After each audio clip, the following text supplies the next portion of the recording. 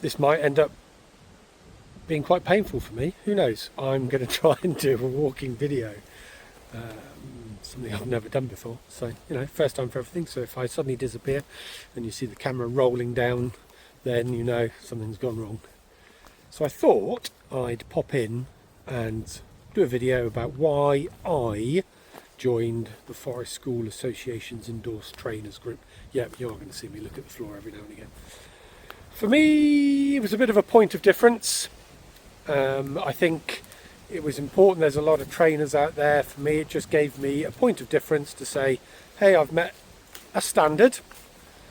Some people might not buy into that standard, but I need to demonstrate to the Forest School Association and the rest of my cohort of endorsed trainers that I have minimum contact hours, which equates to about 10 days. I needed to demonstrate I've got all the policies and procedures in place for running courses, that I am competent and confident in embedding the Forest School ethos in what I do, which I think is really important, and I have posted elsewhere about why I do the training in a way that I do that tries to embed that Forest School ethos.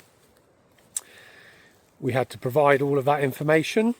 I had to provide, obviously, that I'm insured and I've got my DBS and a timetable of what I'm going to do. And then there's, quite a rigorous peer interview as part of that process. So you're interviewed about your processes and what do you know about the Forest School principles and how do you use them and what do you do. We are expected to have consistent delivery with groups, so we practice what we preach.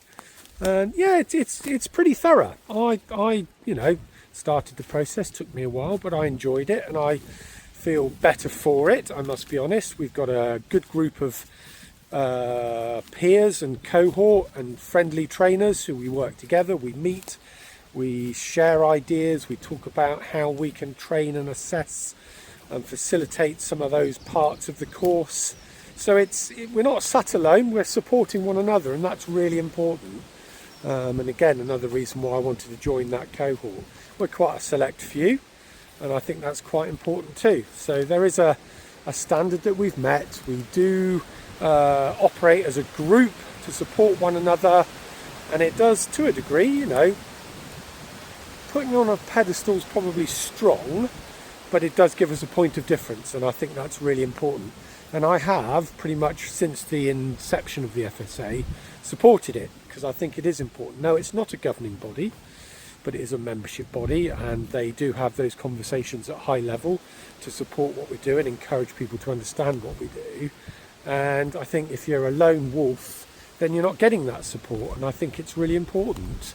It's a relatively bespoke, again, is probably not the right word, but it's a pedagogy that isn't always fully understood, and we need to sing and dance about it and make people understand what it is that we offer. And that's pretty much why I joined the Endorsed Trainers group. I think it's a really, really valuable thing to do.